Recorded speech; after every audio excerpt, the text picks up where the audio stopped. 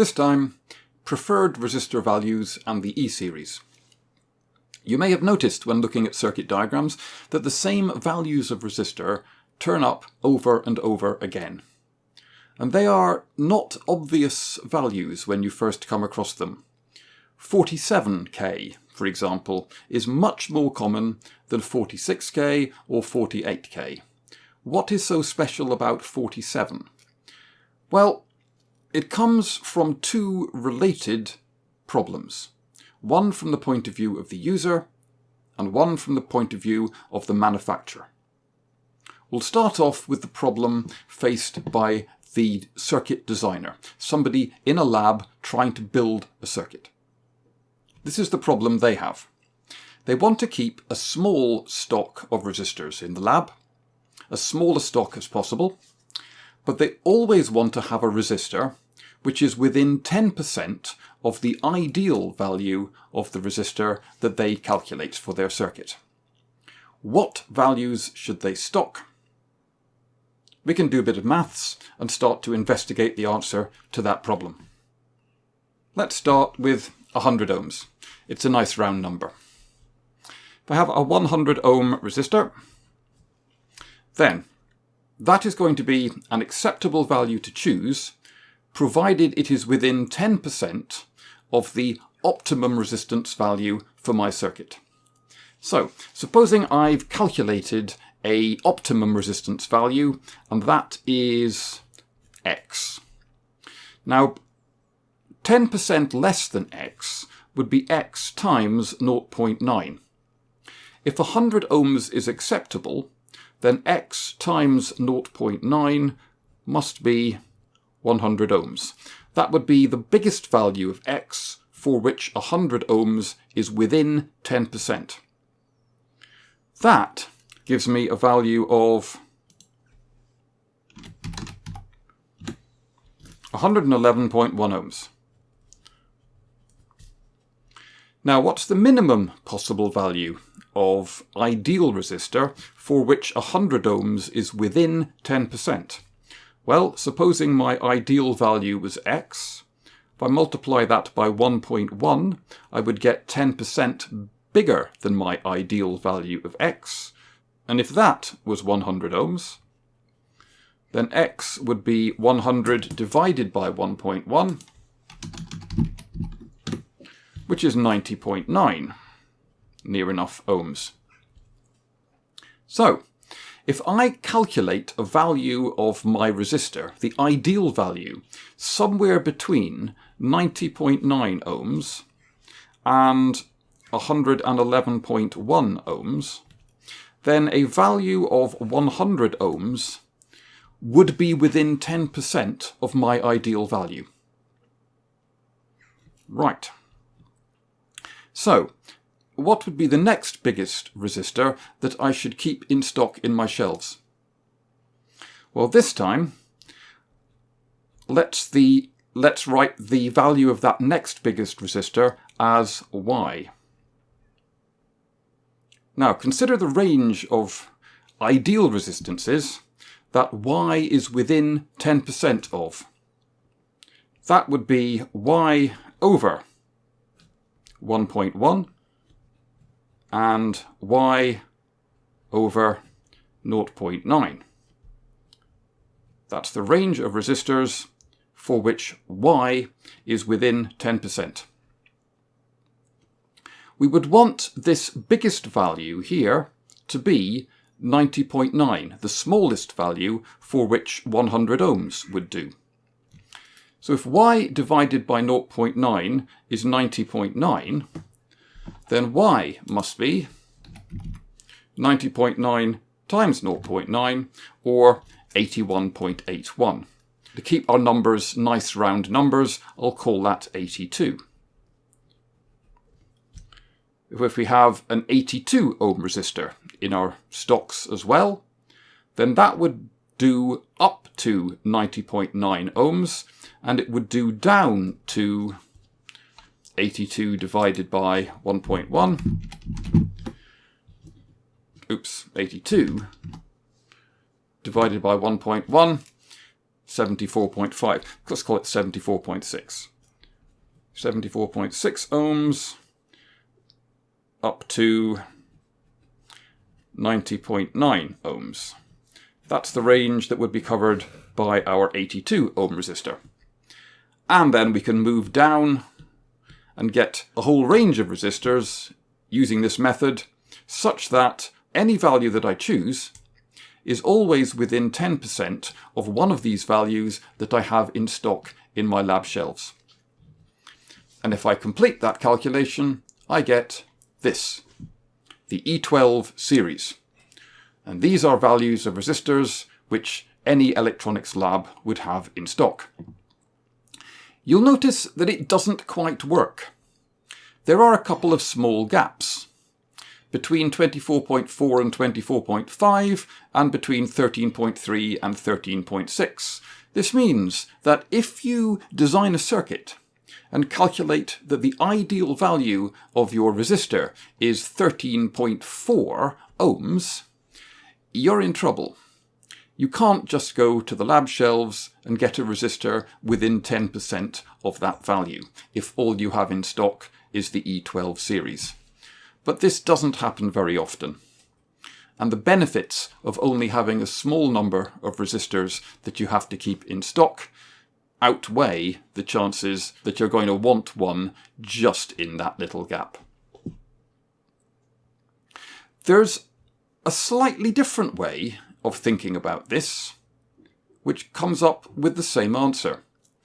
And that is to consider the problem not from the circuit designer's point of view, but from the point of view of the resistor manufacturer. The resistor manufacturer has a subtly different problem. Supposing you are a manufacturer of resistors, but not a particularly good manufacturer of resistors. You cannot control what value your resistors are going to have. However, you want to keep a small number of resistors in stock and have a small number of resistors in your catalogue. So what you do is you give your resistors a tolerance. And you say that if I sell you a resistor which is labelled as a 100 ohm resistor, then I am guaranteeing that the value of that resistor will be within 10% of 100 ohms. That means it's going to be somewhere between 90 and 110 ohms. 10% less and 10% greater than 100 ohms. So I might just decide to have a 100 ohm resistor in my catalogue, and I will sell as 100 ohm resistors any resistor that I happen to manufacture that is within 10% of that region, so somewhere between 90 and 110 ohms will be labelled as a 100 ohm resistor and sold as a 100 ohm resistor. What's the next value down that I should pick? Well, I would want something such that if I manufacture an 89 ohm resistor, or an 89.9 ohm resistor, I could still sell it. So, what value of resistor, when increased by 10%, is 89.9 ohms? X times 1.1 equals 89.9. X is 81.73, let's just call it an 82 ohm resistor. So if I put a 100 ohm resistor in my catalogue and an 82 ohm resistor in my catalogue, then any resistor that I make between 82 ohms and 100 ohms could be sold. Anything up to 90 ohms I would sell as an 82 ohm resistor. Anything above 90 ohms I would sell as a 100 ohm resistor, and my customers could not complain because the value that they would get is within 10% of the value that I say it is. If you do the maths on this, you end up with exactly the same series. The numbers are slightly different because of the way we've calculated them, but we still have the same gaps. There's a tiny little gap there between 22 and 27. If I manufactured a 24.25 resistor, I'd have to throw it away. I couldn't sell it. It's not within 10% of any of these resistor values that I advertise. Same problem with a 13.4 ohm resistor. If I made one, I'd have to throw them away. But the gaps are very small, so I don't have to throw away very many resistors, and my advantage is that I only have to keep these numbers in stock. What if my customers aren't worried about a 10% tolerance, but would be happy to accept a 20% tolerance part? Then I don't have to stock 12 resistance values between 10 ohms and 100 ohms. I only need to stock 6. The values that I pick are the alternate values from the E12 series, every second value. And that produces the E6 series. E6, there are 6 different values per decade. So between 1 and 10, or between 10 and 100, or between 100 and 1000, there would be 6 different values of resistance.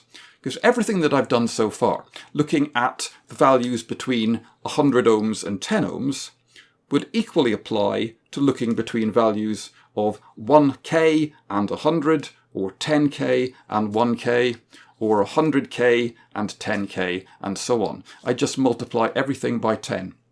For every decade of resistance, every factor of 10, there are 12 values that I would need to have in stock.